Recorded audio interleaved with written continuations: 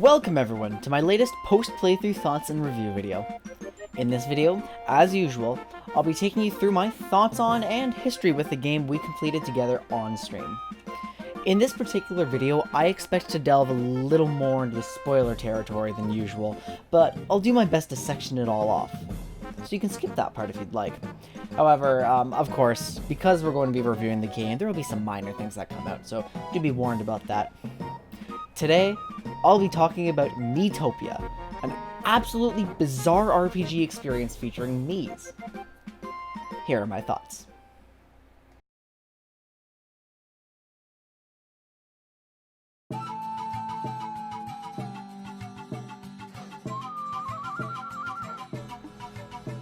On Christmas Eve, 2006, a large chunk of my immediate family spent the night at my aunt's apartment, 3 hours away from my home. The next morning, I awoke to find my family playing a video game all together in the living room. I looked at the screen in awe, seeing my dad in the game as a boxer, and I said, "Wow, Dad, how does the game know what you look like?" That game was, of course, Wii Sports, and that was the first time I'd ever laid eyes on a Wii. When I got my own Wii a year later, one of my favorite things to do was just making silly-looking Miis. I can't remember how long I spent in the Mii channel or browsing other people's creations in the Check Me Out channel. Over the years, I collected most of the Wii series games and enjoyed most of them. I distinctly remembered begging my mom to get me Wii Music at some point, and somehow I have positive memories of that one. Wii Sports Resort, Wii Party, Wii Play, all cornerstones of my childhood, and as a result, Miis really do hold a special place in my heart.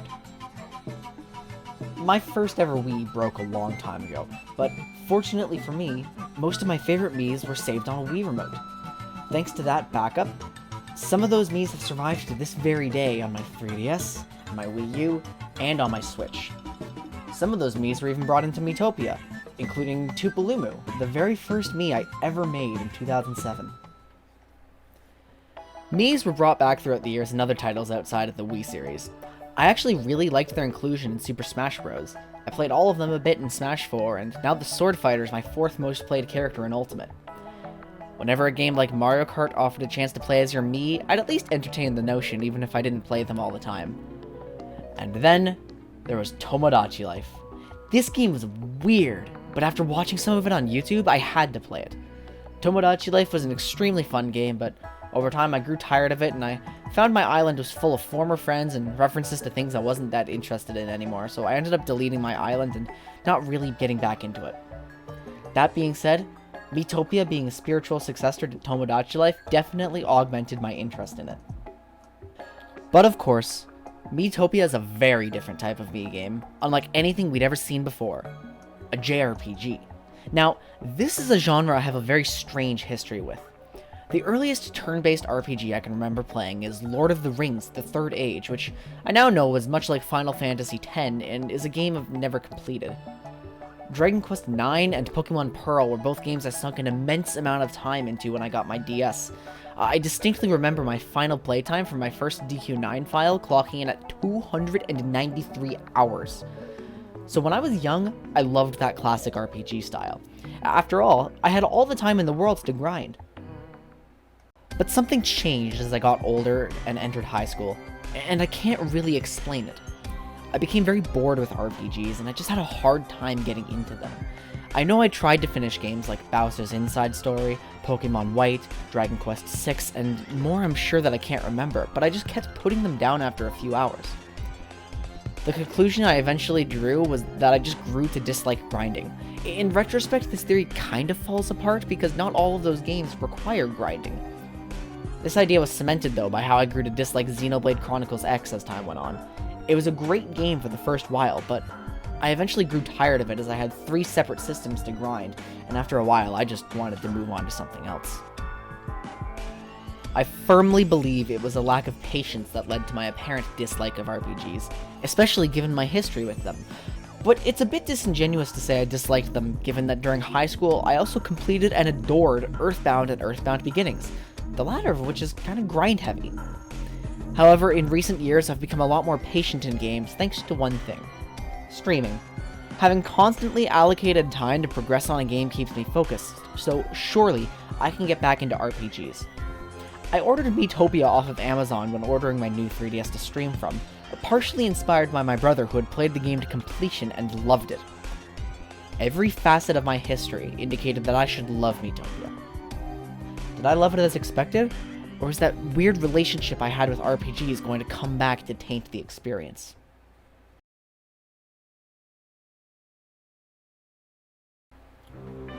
Miitopia's presentation is extremely charming right off the bat. The art style plays off the fact that every character is a Mii surprisingly well. The game is colorful, with plenty of varied locations your Miis can visit throughout the game. The enemy models all use a Mii part or two, which does wonders to bring them into a cohesive art style. All of the animations in this game are packed with so much character, with variations for each personality types of the Miis. Overall, everything just moves so well in this game. I love the UI design and how stylus-friendly it is, and though I found myself resistant to using buttons in the in-and battles, it's still an option. Finally, I'm a sucker for 3D, which means I've got to talk about the 3D implementation of this game.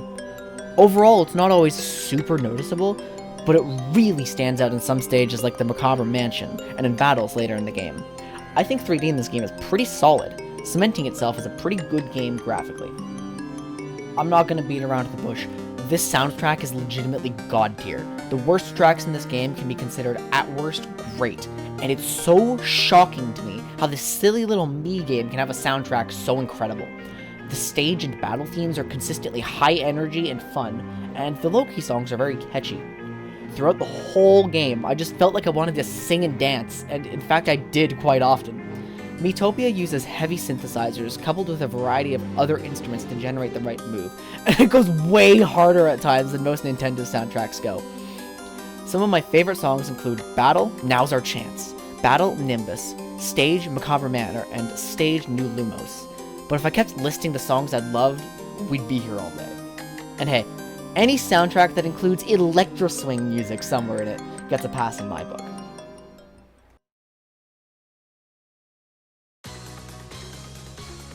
Miitopia is a handheld game, and its gameplay reflects that. Miitopia is played in 3 primary stages: in, stage, and battle, all of which are relatively short, so you can pick up and put down the game with ease. When you enter a stage, your Miis wander from left to right as they banter between each other, encounter random social events, and find chests.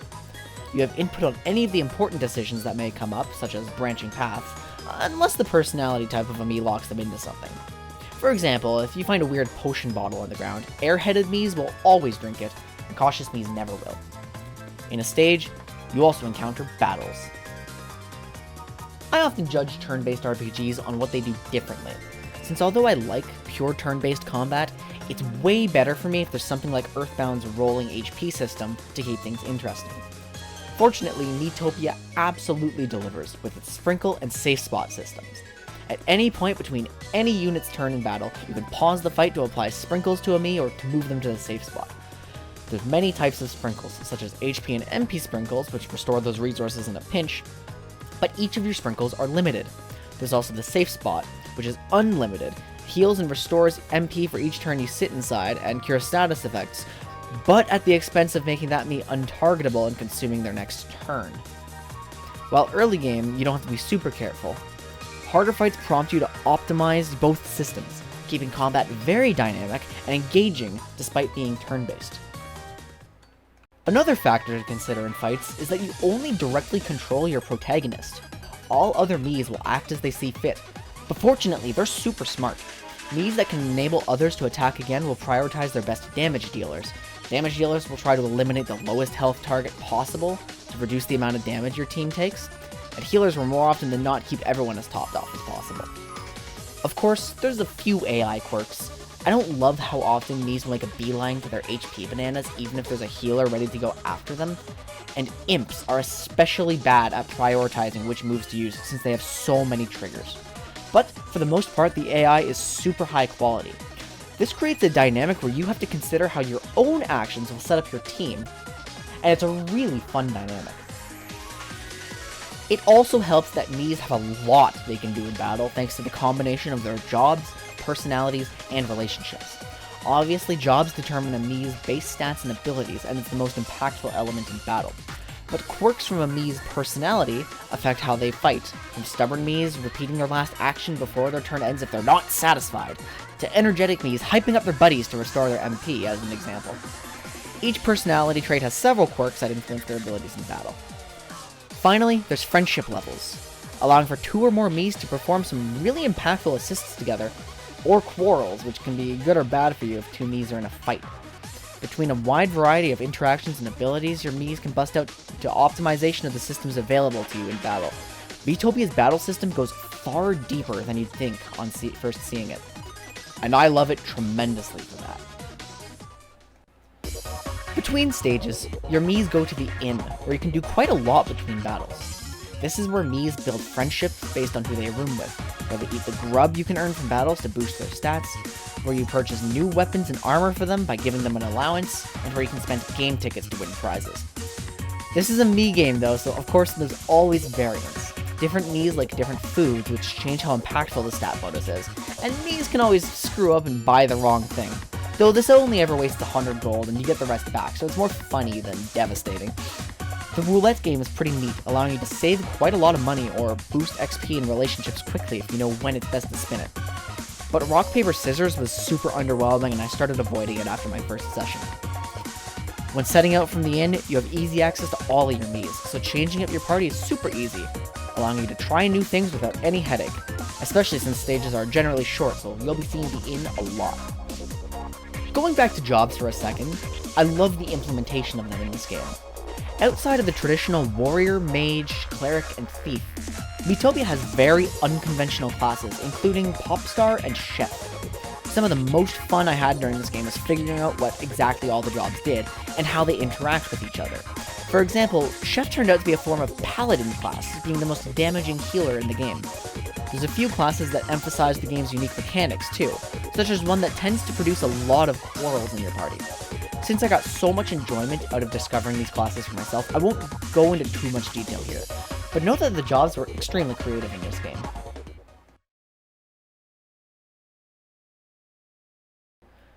Without spoiling anything, I found Miitopia's narrative to be pretty fun.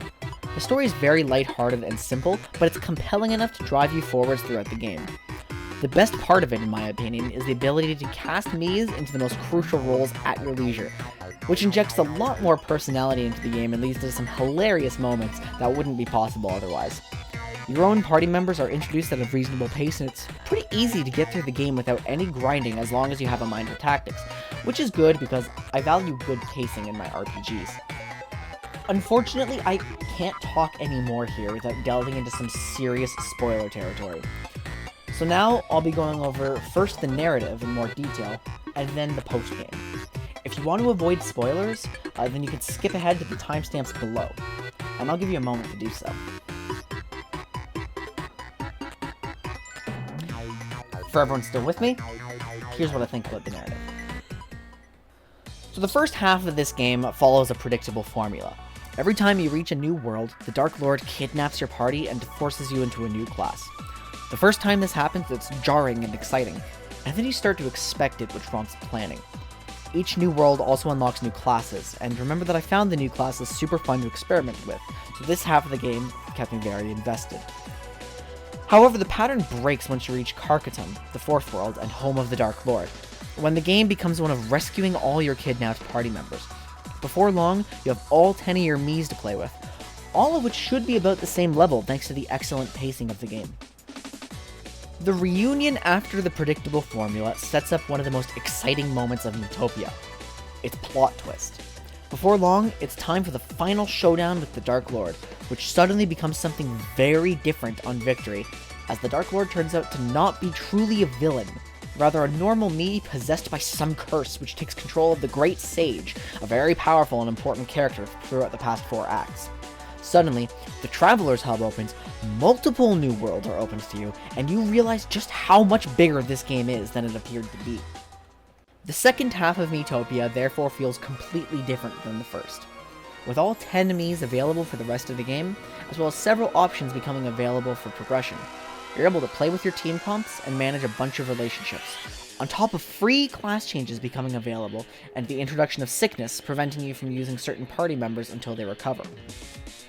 all of this culminates in access to the Darker Lord's lair, the SkyScraper. The endgame of Miitopia is excellent. The SkyScraper is a super exciting climb augmented by fantastic visuals and music as a standard for this game, complete with a split the party section, forcing you to choose a team of 4 to 5 options in order to meet up with your other 5. I actually quite like these sections, particularly since they took your hero out of the party, which resulted in a full AI fight, which you manipulate using your sprinkles and safe spot. Climbing the SkyScraper gives you this dramatic feeling, and the game almost starts asking you to take its narrative seriously at this point, despite the silly premise. It's oddly engaging. At the top is the Otherworld, a surreal hellscape leading you to the end, the Darker Lord's domain.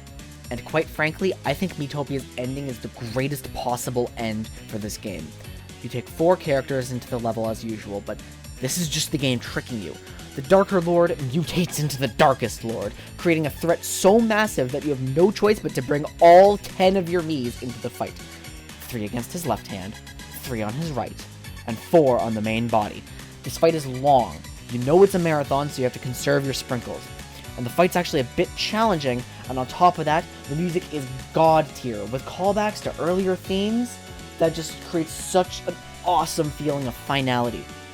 I was shaking, I was smiling, I had tears in my eyes, and I had all but forgotten this game had been so silly for so long. Good god, this fight is fantastic, and this game is so great. Better yet is the post-game, which opens 2 new areas for you to explore, and opens the villa, allowing you to have a maximum of 100 Miis, which is insane. The Traveler's Hub hosts Miis with randomly generated quests you can embark on, and more classes become available for you to play with. The game also gets far harder in these new regions, especially in New Lumos, which hosts 8 numbered districts of increasing difficulty. And honestly, I haven't even finished this yet at the time of recording. It's massive! And it does take some time to get your Miis to a strong enough point. But the remaining content in these regions, though light on story, opens up essentially 2 full extra acts in this game, which in itself is a tremendous amount of content. The Darker Lord remains available to challenge in the Otherworld, which I hear opens up a boss rush that I haven't tried yet, but given how marathons augment the difficulty so much thanks to sprinkles, I'm excited to see it. The most incredible thing about Miitopia's post-game is that it's genuinely infinite. The randomly generated quests don't stop coming, and each one opens up another randomly generated sub-area in any of the game's regions, which disappears on completion so the map will never fill up. Plus, the Traveler's Hub will provide the Quizmaster and Grub and game tickets as rewards, so the entire game's content remains available. You can play Miitopia as long as you want, and I'm so thankful for that.